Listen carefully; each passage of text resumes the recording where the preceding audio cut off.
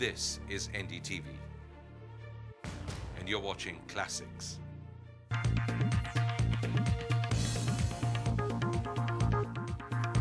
Tell me, Your Lordship,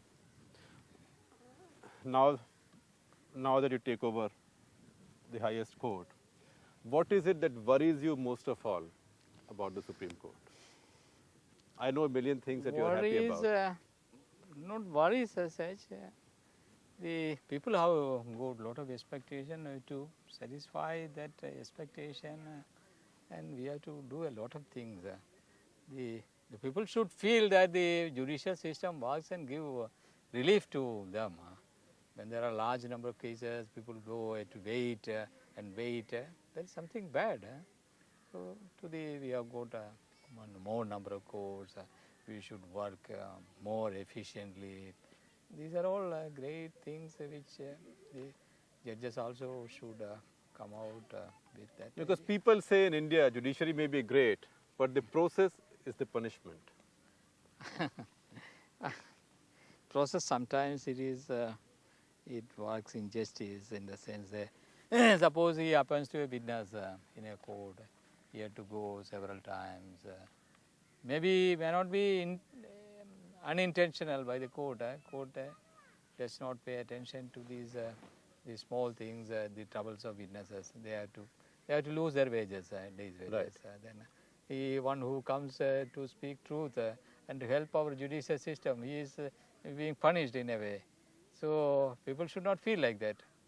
So a right-thinking person, you offered himself as a witness, and he comes and he is not examined. He again goes back and you see the court may give some TA or DA or something which may not be adequate in the present day system. So these are all maybe small things, but it affects the system. People have lose faith or the court. So nobody would like to help the system. Nobody would like to be a witness in a criminal case. Whereas it is, we say that it is the fundamental duty of the citizens to say truth in the court. Right. But we should change that even in some courts which are constructed, there is not even a good place for the witnesses to sit in. Right. All, So those are areas that worry you. those are all areas when we are a part of the system.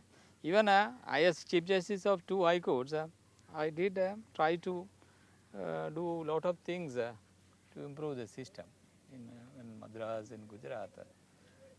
But because of the largeness of our system, number of courts, number of advocates, number of litigants, to make a change and that is to be seen by all, it requires a lot of time. And it requires good understanding with the executive. Executive. And the executive, sometimes they say that they don't have the money. They don't have the enough resources to help the court But fortunately, by and large, now in almost all the states, we have got better courts. Whenever sometimes I see when participating in the NALSA meeting, and I ask how your courts are. Have you got NALSA better? is, you mentioned NALSA a couple of times. National Legal Service Authority. I see. And now the chairman of the Right. National Legal Service Authority. So NALSA is trying to do some reforms. That is even social reforms, some of the activities we are taking over. We feel that we can do something. So if you had a magic wand in one hand and the constitution in the other, what are the 3 reforms you will bring about in the judicial system? No, but no magic wand or anything could be, we can conceive of. What are the 3 dream reforms, which may be difficult, but you wished you could do that? That is to avoid this delay and reduce dependency and create a user-friendly system of judiciary.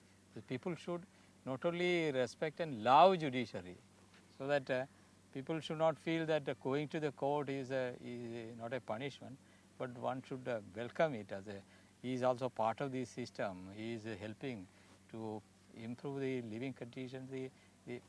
Ultimately, what is the aim of this judicial system?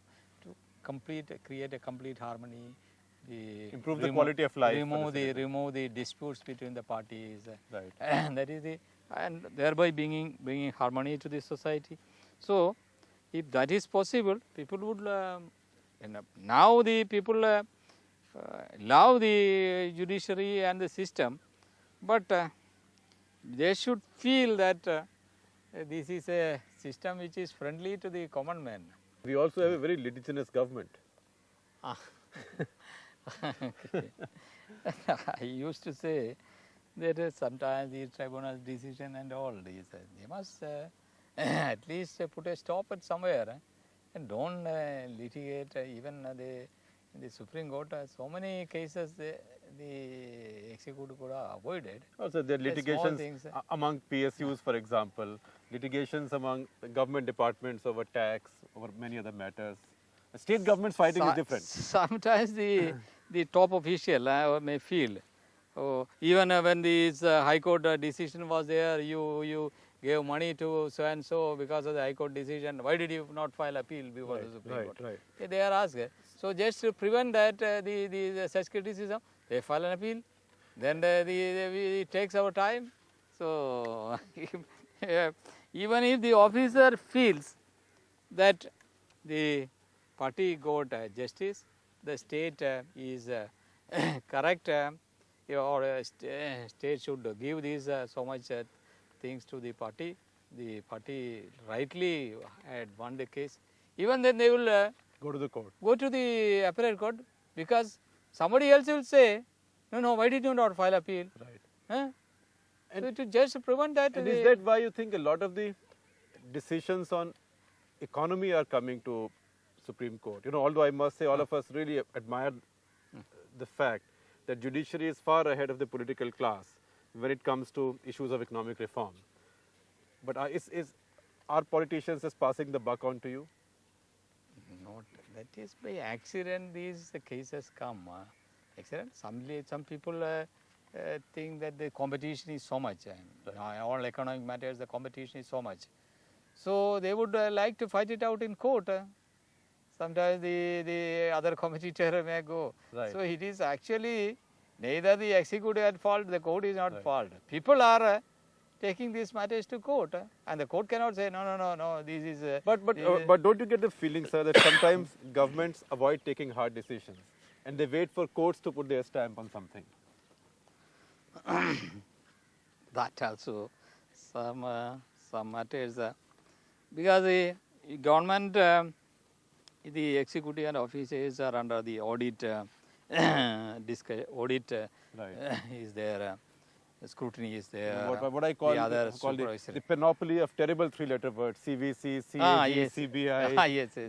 So suppose they get a clearance from the court, then it is all right. There won't be any. This is the court said this. The officer is justified in taking that action. Yeah, so they also do it as a kind of anticipatory bail. Will you discourage it, or? We can't discourage it as such. We can't discourage anything. But you will underline it. We sometimes know why this has been filed. But court, I don't think that the court try to at any time enforce their policy or anything in the economic. But at the same time, a whole range of judgments that have come out in the last 5 years are reformist judgments from many matters. The courts have given directions.